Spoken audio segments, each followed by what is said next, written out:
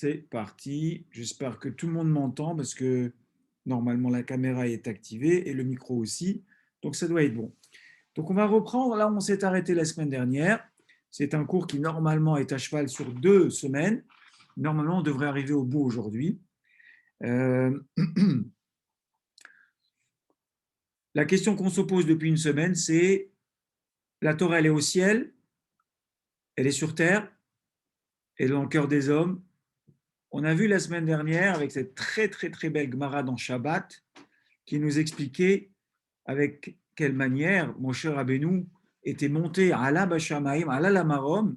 Il était monté pas seulement au haut du Har Sinaï, il est monté au ciel, puisque le Har Sinaï, ce n'est pas une grande montagne. Le Har Sinaï, c'est la plus petite des montagnes qui existent. Et une raison pour laquelle la Torah elle a été donnée sur la montagne la plus modeste. Mais en réalité, on voit qu'au sommet de cette montagne, il a rencontré les malachim, des créatures célestes. Donc, pas shoot qu'on ne parle pas de monter, gravir une montagne de 800 mètres ou de 1000 mètres. Il est monté au ciel, à la Mahom, et il a eu un dialogue avec les malachim, et il s'est accroché au kissé à Kavod d'Akadosh Baruch Hu, et il s'est battu avec les malachim pour aller récupérer cette Torah du ciel et redescendre avec sur terre.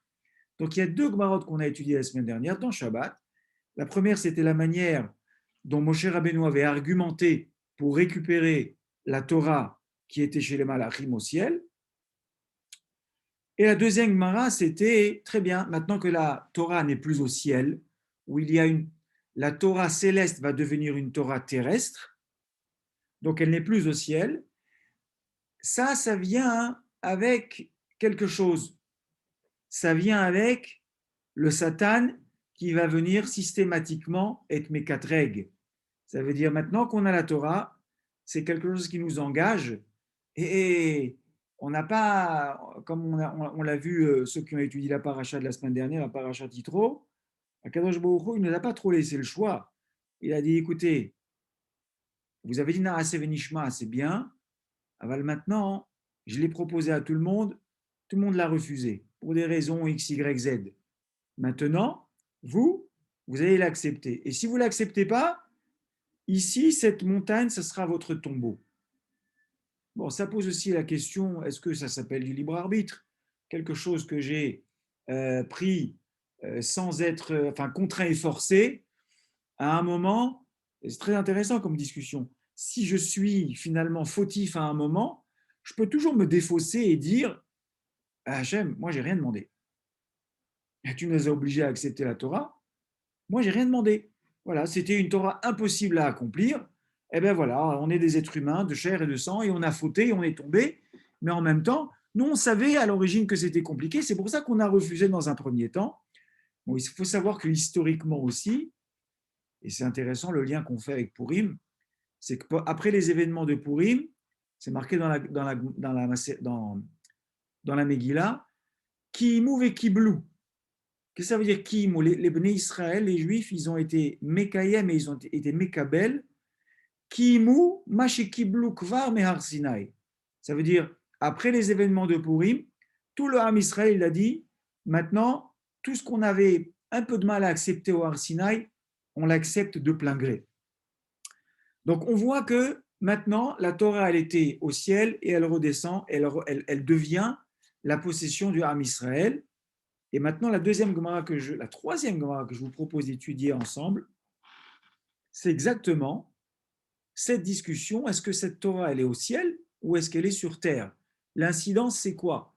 Ça veut dire, est-ce que tout se décide dans le ciel ou est-ce que les choses se décident sur terre? Autrement dit, aujourd'hui, les Hachamim, ceux qui ont écrit le Shulchan Aruch, qui sont les décisionnaires qui prennent les décisions? À l'époque où il y avait le Beth Amikdash, il y avait un Sanhedrin et il y avait un Beddin.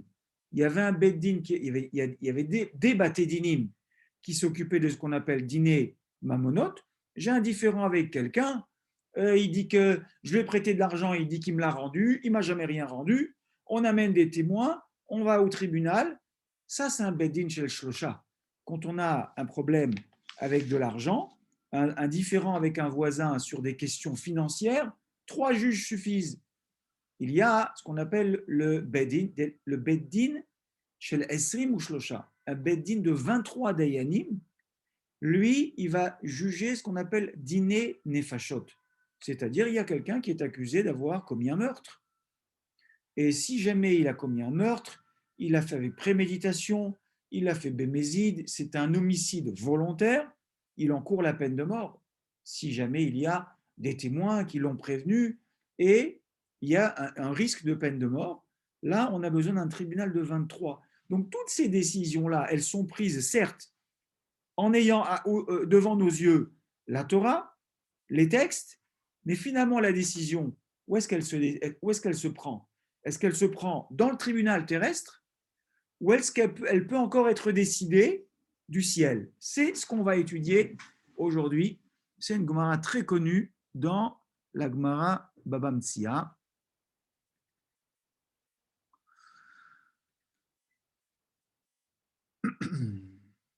C'est pas le bon partage. Alors, c'est lui. Voilà, c'est normal.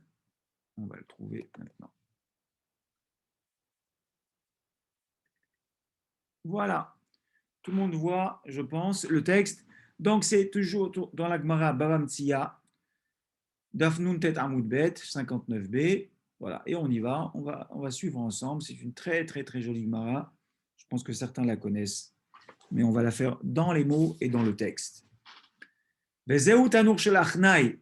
C'est la Gemara, elle va parler d'un four, un four qu'on appelle le four de Achnai. La Gemara demande Maï Achnai, qu'est-ce que c'est Achnai? Marav Yuda Amar Shmuel, Sheikifu Dvarim Ke'achna. C'est-à-dire que les Hachamim, ils ont entouré ce four comme un serpent s'entoure autour d'un four. Pourquoi?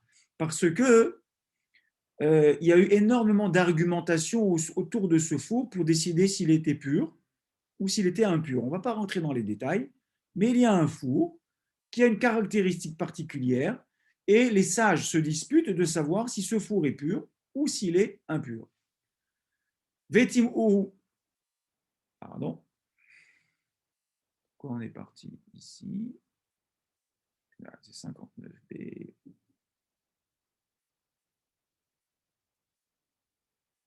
Voilà. Vetim ou, ça il faut que j'enlève. Ça me prend de la place pour rien. Voilà.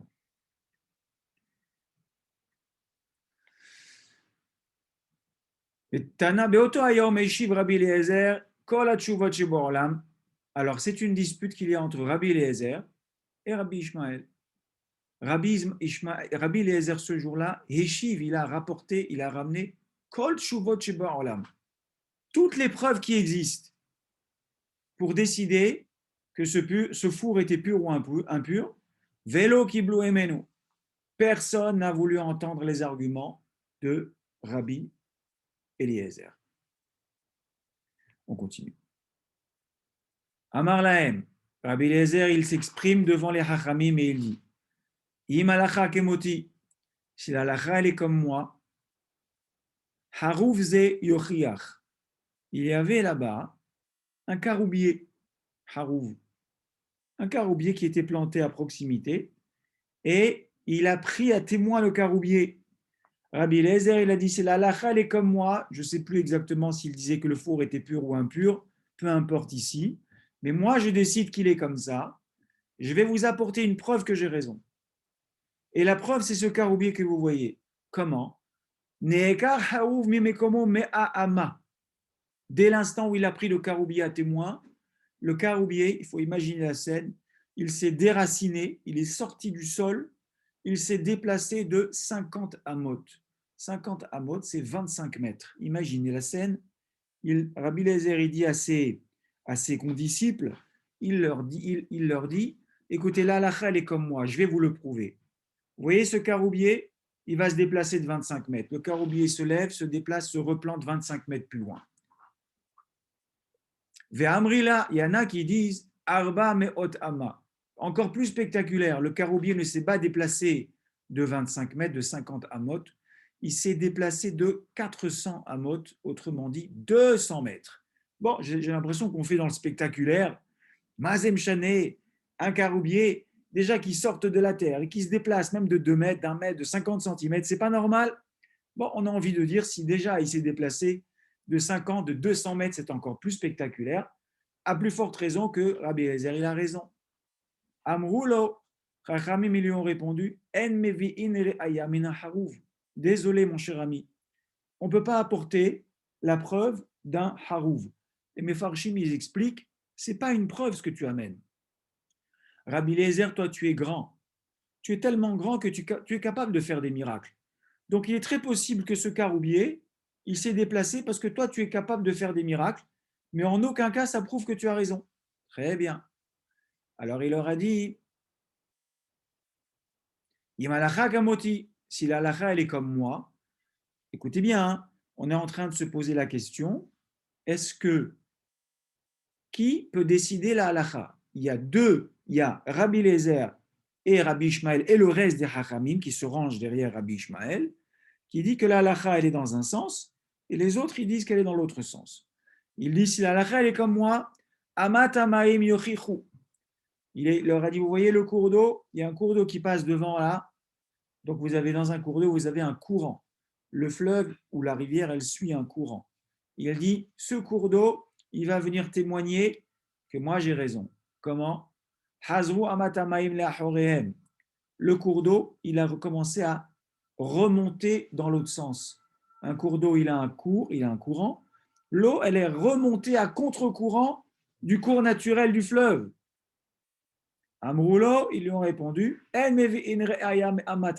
désolé, on ne peut pas apporter une preuve, Re'aya, mais Amatamaim à partir d'un cours d'eau. Ah, ok. Donc pareil que le caroubier. Le caroubier, c'était spectaculaire, c'était miraculeux. Le cours d'eau, c'est aussi miraculeux. Donc il t'a obéi. Vous savez que je ne me rappelle plus de cette Mishnah. Est-ce que c'est Rabbi Pinhas Ben Yair, où on voit que, c'est très intéressant, la nature se soumet aux Hachamim. Les Hachamim, c'est les détenteurs de la Torah. Un sage qui a étudié, c'est quelqu'un qui détient la Torah. La Torah lui donne une force, elle lui donne un pouvoir, et bien entendu, il ne va jamais utiliser ce pouvoir ni à des fins maléfiques, ni pour son kavod, ni pour quoi que ce soit. Mais du coup, la nature est soumise au pouvoir du sage qui détient la Torah.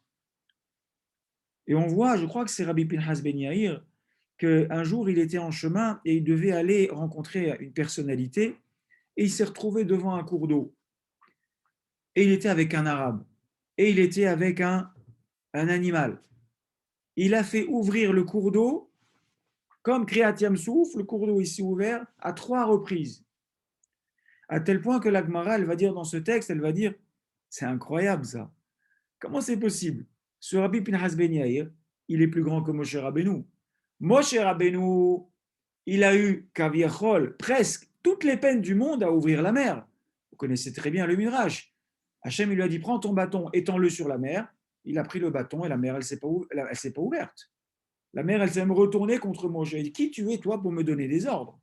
Toi, tu as été créé le 6e jour, moi, j'ai été créé le 3e jour. Je suis antérieur à toi, donc tu ne me donnes pas d'ordre. Il a fallu montrer le Aaron de Yosef, le cercueil de Yosef, pour que la mère, elle dise, pour le mérite de celui qui est enterré là, moi, je vais m'ouvrir. Ça veut dire qu'on voit que Moshe, il a eu une difficulté finalement à ouvrir la mer.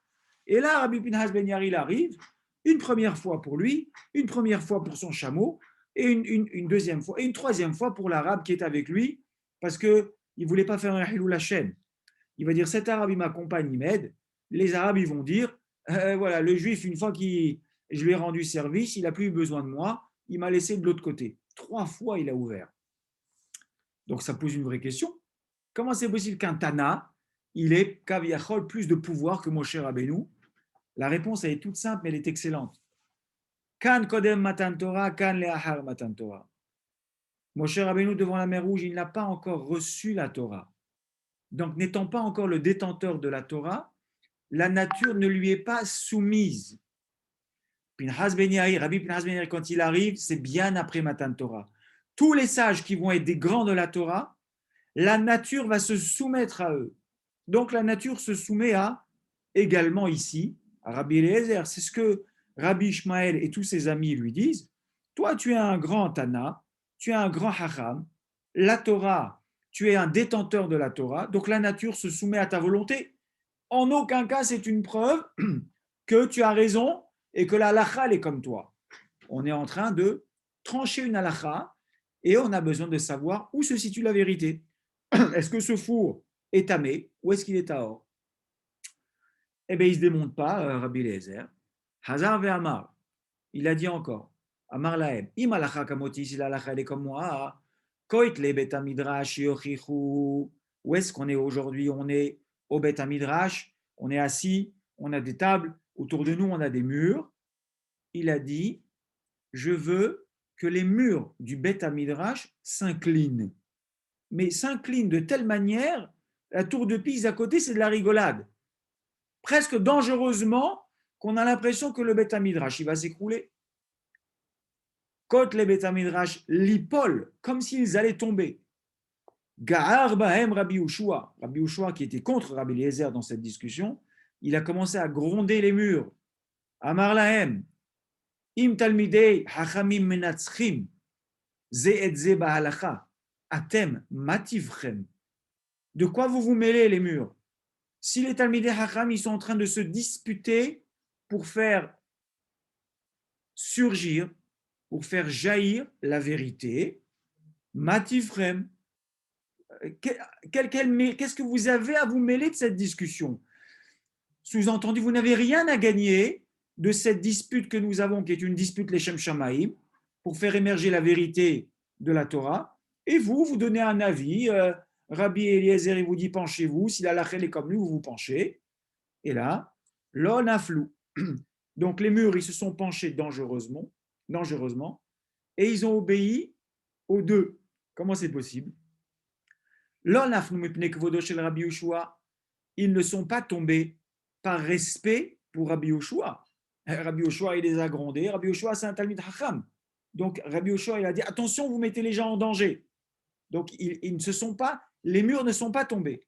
Velo Zakfou, ils ne se sont pas non plus redressés. Rabbi Eliezer. Parce que Rabbi Eliezer est aussi un grand Talmid Hacham. Et s'il s'était redressé, alors ça leur aurait été une preuve qu'il se trompe dans la halakha. Et on, comme le caroubier, comme le cours d'eau, nous, les murs du Beth Midrash, on veut témoigner que Rabbi Eliezer, il a raison. Il dit le Emet. Ve'adain matin ve'obdin. Et la Gemara nous dit, je ne sais pas si on peut les visiter, mais ce serait quelque chose d'extraordinaire, que ces murs du Beth Midrash, jusqu'à présent, ils sont encore penchés comme ça, comme s'ils allaient tomber. Très bien. Hazar ve'amar lahem. Il n'a pas fini, Rabbi Eliezer, il va apporter sa quatrième preuve, qui est celle-là qui nous intéresse ce soir. Pour l'instant, on n'a affaire qu'à des faiseurs de miracles, qu'on appelle en bon français des thaumaturges. Les thaumaturges, ce sont ceux qui font travailler et qui font réagir la nature en produisant des miracles. Bon, on sait très bien que les grands de la Torah savaient faire ça en allant jusqu'à l'extrême, c'est-à-dire être capable de faire ressusciter des morts. On dit par tradition que tous les Talmidei Hacham qui sont cités dans la Mishnah et dans la Gemara, ce n'est pas des petits rabbins de communauté. C'est des géonim à tel point que si son nom figure dans la Gemara, c'est qu'il a le pouvoir de faire Triyat Ametim. Et on a vu à plusieurs endroits où des gens qui étaient capables de réduire quelqu'un en tas d'os, ou alors carrément de redonner la vie à quelqu'un qui l'avait perdu. Ça, on voit, c'est assez répandu dans le chasse. Et la quatrième et dernière preuve, Hazar ve'amar lahem, il leur a dit, Yim alacha kemoti, si la lacha est comme moi, mina shamaim yochichu. Je veux que le ciel y vienne le prouver. Comment? Yadsta batkol, une voix céleste, elle est sortie. Normalement, à cette époque-là, les batkol, elles étaient terminées. On n'entendait plus des batkol. La voix céleste qui vient et qui s'exprime et qui dit quelque chose qui a une valeur prophétique, normalement, il n'y en avait plus, sauf à de très, très, très rares exceptions. Et dans cette Gemara, c'est une exception. Il y a une bat kol qui est sortie, Ve'amra, et elle a dit, Malachem etzel Rabbi Eliezer. Mais qu'est-ce que vous avez contre Rabbi Eliezer? Chez halacha kemoto bekamam komot. Que là, halacha, elle est comme lui dans énormément d'endroits, sous-entendu, y compris dans la question que vous avez avec lui. Ah, alors ça, pardon, messieurs, dames, ça vaut largement le cours d'eau, le caroubier et les murs du Beth Midrash. Vous avez le ciel en direct qui vient et qui vous dit halacha ke Rabbi Eliezer. Ahmad Rabbi Yehoshua. Rabbi Yehoshua, il s'est élevé, il s'est dressé, al-raglav, sur ses pieds, ve'amar. Et il a cité ce passouk qu'on trouve dans Dvarim, Perek Lamed, passouk Yudbet. Lo b'shamayim. Désolé, objection, votre honneur. Depuis que la Torah elle a été donnée au Har Sinaï, comme on l'a vu la semaine dernière, elle n'est plus dans le ciel. Qu'est-ce que ça veut dire, elle n'est plus dans le ciel? Mais bien sûr qu'elle est dans le ciel, bien sûr que les Malachim, ils ont la Torah, bien sûr que Kadosh Baruch Hu est la Torah. Non, ça veut dire qu'une fois que la Torah a été donnée en dépôt aux hommes par l'intermédiaire des Bnei Israël, à partir de maintenant, les hommes et uniquement les hommes peuvent décider de toutes les affaires terrestres et célestes. Tous les différends doivent être tranchés par les hommes. Toutes les lois doivent être tranchées par les hommes. Quand je dis par les hommes, c'est par les rabbanim, qui sont les vrais dépositaires de la Torah.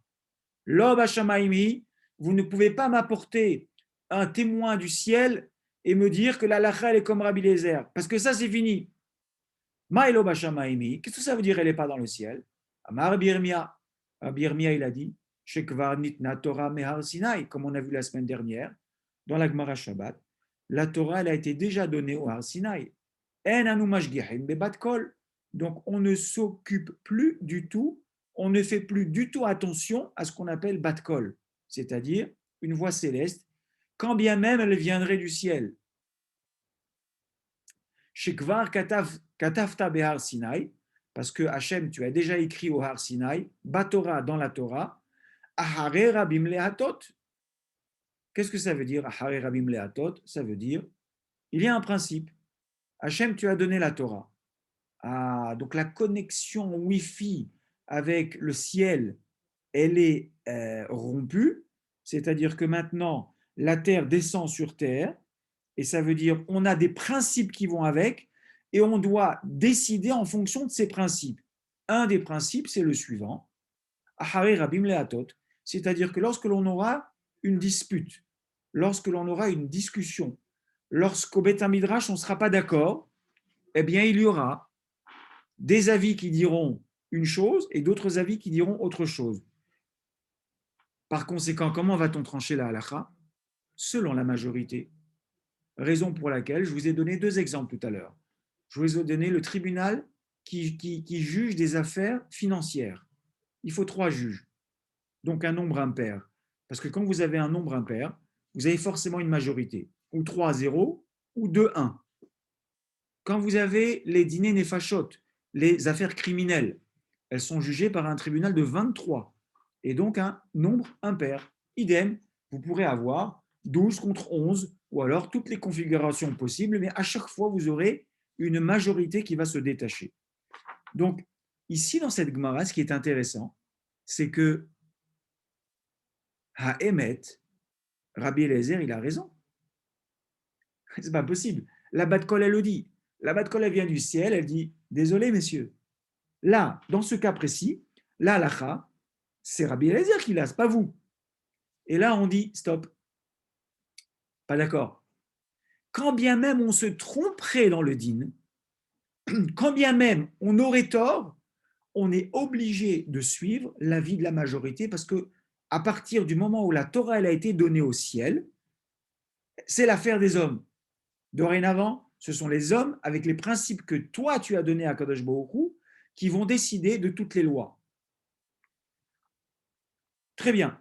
J'en ai terminé avec ces deux gmarottes, donc je vais fermer ici et je vais revenir sur ce que je disais la semaine dernière, parce qu'à partir de là, j'ai un problème. Donc, qu'est-ce qu'on a dit?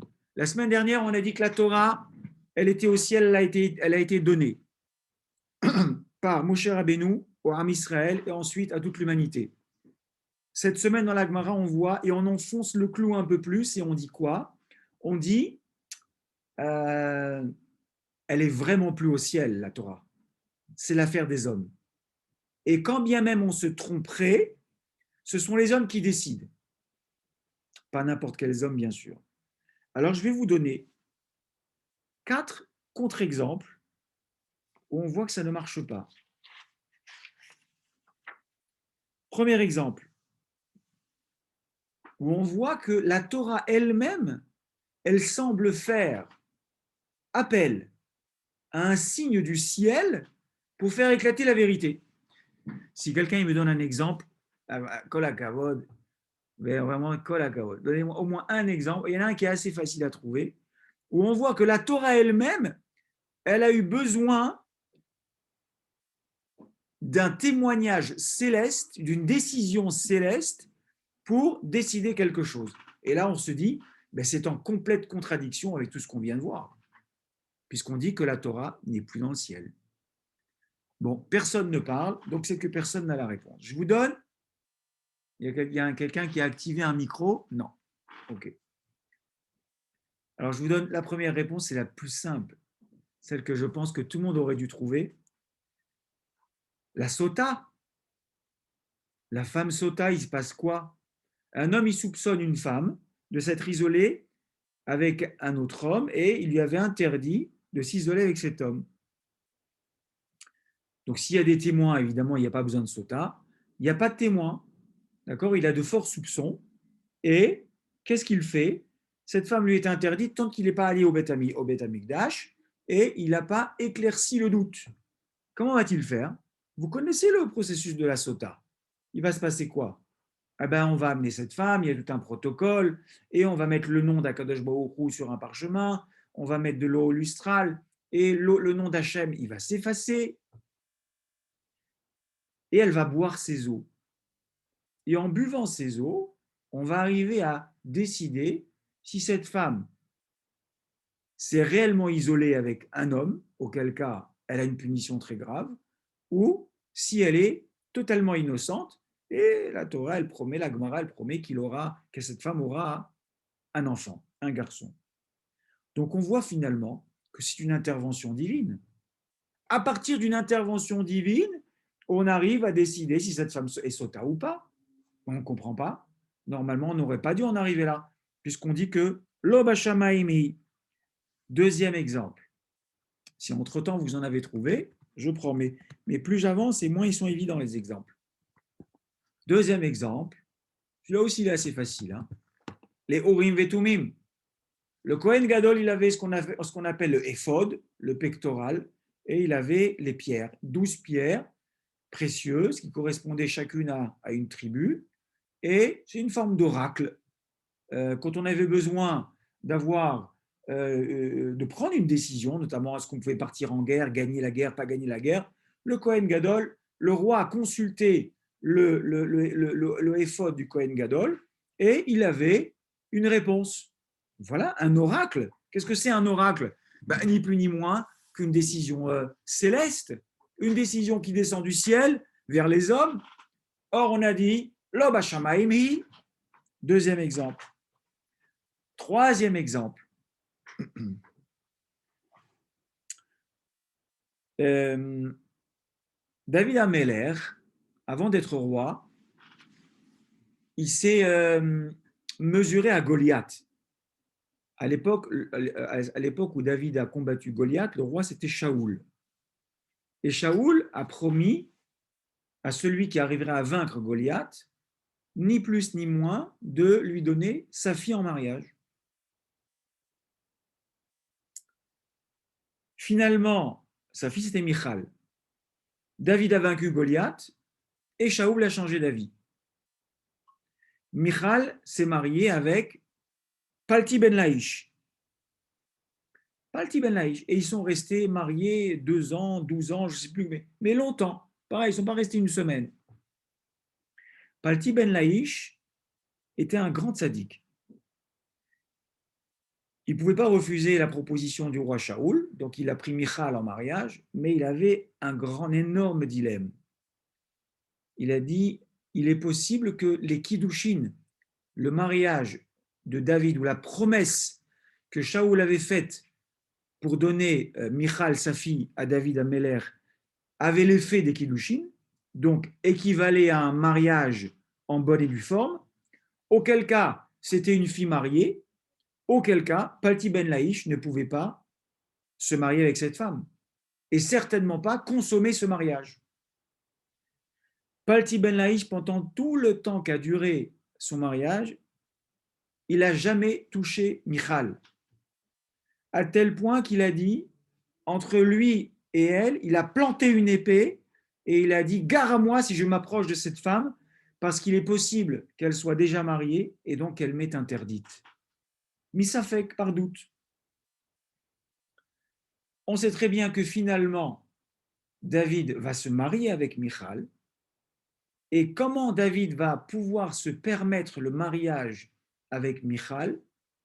Parce que David Améler avait Ruach HaKodesh, et par Ruach HaKodesh, il a eu vent du fait que Michal et Palti Ben Laïch n'ont jamais consommé ce mariage, donc cette femme n'a jamais été mariée complètement à Palti Ben Laïch, et donc lui, il pouvait la prendre pour femme. Maintenant, ça, c'est encore plus fort que les deux exemples que je vous ai donnés. Pourquoi? Mais attendez, un homme, il est avec une femme. Pendant X années, il y a une chazaka très forte que cet homme et consomme ce mariage. Comment on a pu compter sur un Ruach HaKodesh? Ça veut dire quoi? Donc, une décision qui vient du ciel, un esprit qui viendrait du ciel, pour éclairer David Amelech et lui dire, cette femme t'est permise. Vous savez que la Gemara, elle dit que l'épreuve de Palti Ben Laïch est plus importante et plus difficile que celle de Yosef avec la femme de Potiphar. Pourquoi? Très simple. La femme de Potiphar était la liaison entre Yosef et la femme de Potiphar aurait été une liaison interdite par les mœurs, par les bonnes mœurs. C'est une femme qui est déjà mariée avec Potiphar, et en plus Potiphar faisait confiance à Yosef, c'est une forme de trahison. Donc c'était ce type d'union interdite. Michal, la fille du roi Shaoul, et Palti Ben Laïch, c'est une union a priori tout à fait permise, puisqu'ils sont mari et femme, et donc il n'y avait aucune raison qu'il n'y ait pas de consommation de ce mariage entre Michal et Palti Ben Laïch, à tel point que la Gemara a dit que son épreuve était plus importante et plus difficile que celle de Yosef. Quatrième et dernier exemple, ou contre-exemple, par rapport à ce qu'on a dit, Avraham et Avimelech et Sarah. On sait qu'Avimelech va kidnapper la femme d'Abraham, Sarah, et vous savez très bien ce que raconte le Midrash, évidemment que l'onaga be'eshet Avraham. Avimelech n'a pas réussi à toucher la femme de Abraham, Sarah, et Akadosh Baruch Hu est apparu à Avimelech et lui a dit, gare à toi, rends cette femme à cet homme, et la Torah a dit, ki navihu, car c'est un prophète. Bon, ok. C'est la seule fois, je crois, que la Torah appelle Abraham prophète. Mais pourquoi particulièrement à cet endroit-là? Pour une raison intéressante, c'est que ensuite Abraham va récupérer sa femme Sarah, et que si jamais Avimelech avait eu des relations avec Sarah, donc de facto, elle devenait interdite à Abraham, donc il n'aurait pas pu se marier avec elle, pardon, il n'aurait pas pu la prendre pour femme ou la reprendre. Et la Torah nous dit qu'Inaviou, il est prophète. Qu'est-ce que ça veut dire il est prophète? Par prophétie, il a réussi à savoir qu'Avimelech n'a jamais touché Sarah. Voilà donc 4 exemples où on voit clairement et on dit clairement que l'intervention céleste a un effet sur la Torah. Et là, c'est en totale contradiction avec le fait qu'on dit normalement, Depuis Matan Torah, les cieux se sont verrouillés et donc toutes les décisions sont prises en bas et en aucun cas on peut se fier à une intervention qui viendrait d'en haut pour prendre une décision. Voilà, j'espère que tout le monde comprend la difficulté. Si j'étais très méchant, je vous dirais réponse la semaine prochaine, mais je ne vais pas vous laisser avec ce suspense insoutenable et je vais quand même vous livrer la réponse. Sauf si quelqu'un arrive à me trouver, à me résoudre cette énigme. Donc je récapitule. Dans un premier temps, on a dit que la Torah était au ciel. Ensuite, on a dit que la Torah a été donnée aux hommes. Depuis que la Torah a été donnée aux hommes, aucune intervention divine n'est envisageable. Comme on le voit dans l'exemple de la Gemara de Bava Metzia, où Rabbi Yoshua finit par dire Lo b'shamaim, la Torah elle n'est pas au ciel. D'accord? Et donc les décisions se prennent ici. Et je vous ai rapporté 4 exemples où on voit clairement qu'il reste encore des cas où il y a des interventions célestes, des interventions divines. Très bien. Alors en réalité, la réponse, il y a une réponse que je vais vous apporter qui est la réponse de Maran Ahida. Le Hida, Maran Ahida, Rabbi Haïm Yosef David Azoulay, qui a vécu au XVIIIe siècle, est un très grand hacham. Il a vécu en Italie. Il a vécu aussi en France. Il a voyagé en France. Il a rencontré le roi Louis XVI, qui lui a ouvert les portes de la Bibliothèque nationale, où il a pu consulter d'innombrables manuscrits. Il a béni le roi, d'ailleurs, à cette occasion. Et puis ensuite, il est parti en Eretz Israël et il est enterré à Haram Nuhot, à Givat Shaul. Sa tombe est très facile d'accès, puisqu'elle est vraiment quasiment à l'entrée du cimetière de Givat Shaul. Et Kedai, ça vaut la peine d'aller sur la tombe du Hida, de Maran Hida. D'ailleurs, elle se trouve exactement, vous avez les deux tombeaux l'un à côté de l'autre.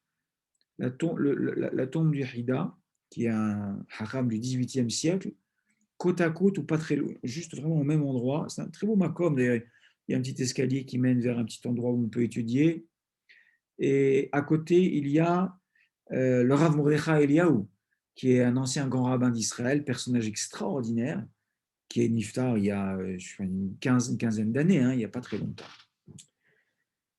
Voilà comment Maran Ahida il propose de résoudre la difficulté. Tous les exemples que je viens de vous donner, si vous avez fait très attention, les 4 exemples que je vous ai donnés ne viennent pas trancher une loi. Ils ne viennent pas trancher la loi. Trancher la loi, et c'est en ça qu'on dit lo bashamaimi, c'est exactement l'argumentaire que nous avons dans la Gemara Bava Metzia, par laquelle nous avons commencé aujourd'hui. Ça veut dire, on a un four, et on doit décider si ce four il est pur ou s'il est impur. Et ça a des conséquences. S'il est impur, il faut le casser. S'il est pur, on peut continuer à l'utiliser. Ça a une conséquence pratique sur la vie de tous les jours. Donc chacun amène ses arguments, et on est d'accord et on n'est pas d'accord. Et là, pitom, on a quelqu'un qui se lève, Rabbi Eliezer, qui dit non, non, non, non, non, non.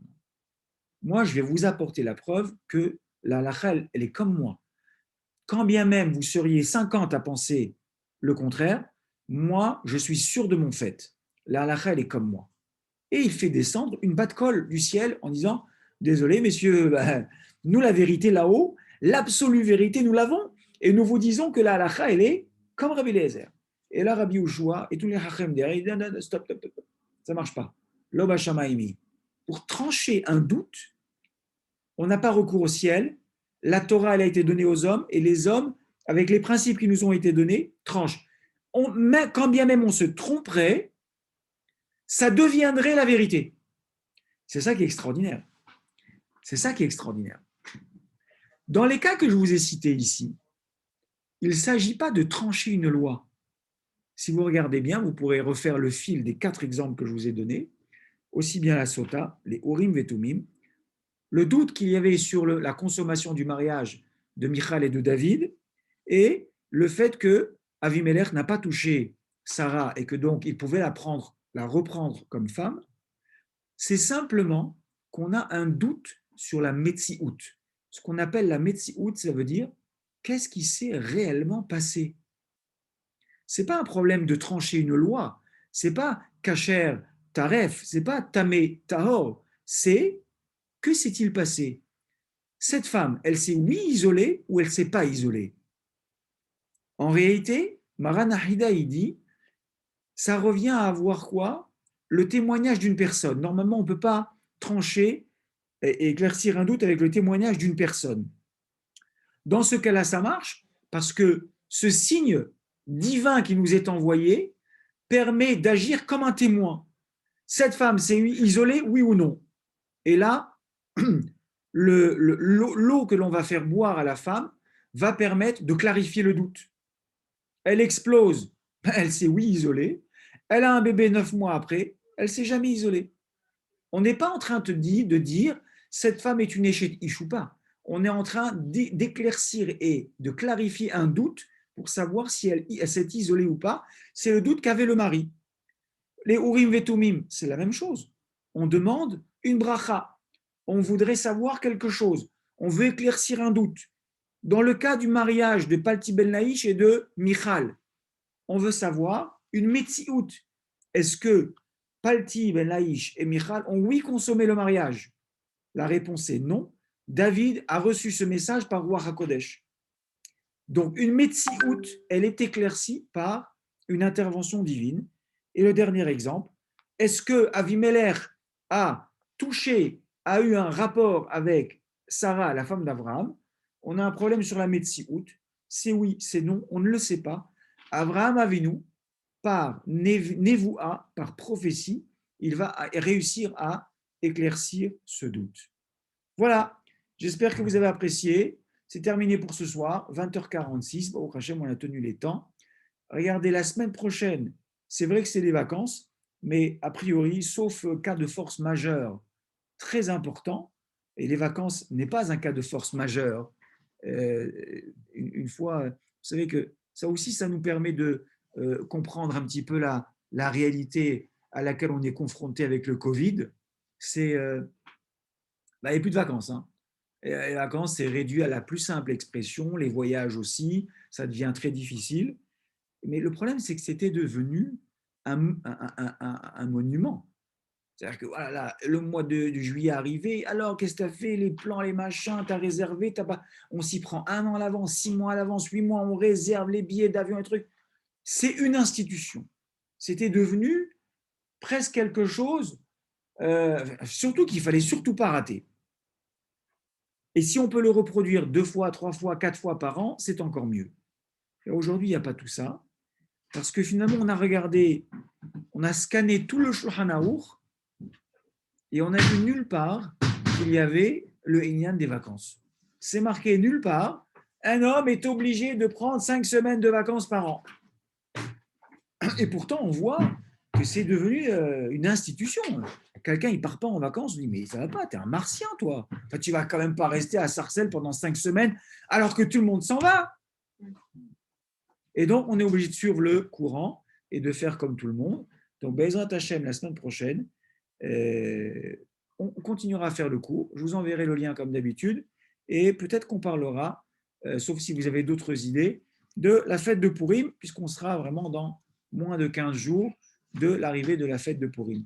Voilà, quelqu'un a levé la main, mais je ne sais pas si c'était pour lever la main ou pour lever un pouce.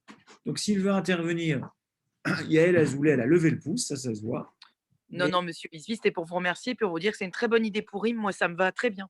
Et je vous remercie d'ailleurs au passage. Voilà. Avec plaisir, avec plaisir. Merci. Avec plaisir de vous revoir. Toda Rabba, merci beaucoup. Et il y avait un autre monsieur qui avait levé la main, je crois, mais il a tellement levé la main qu'il est parti. Voilà. Je vous souhaite à tous une bonne semaine. Shavua Tov. Prenez bien soin de vous et faites très attention. Leïtra, à bientôt. Merci beaucoup. Au revoir.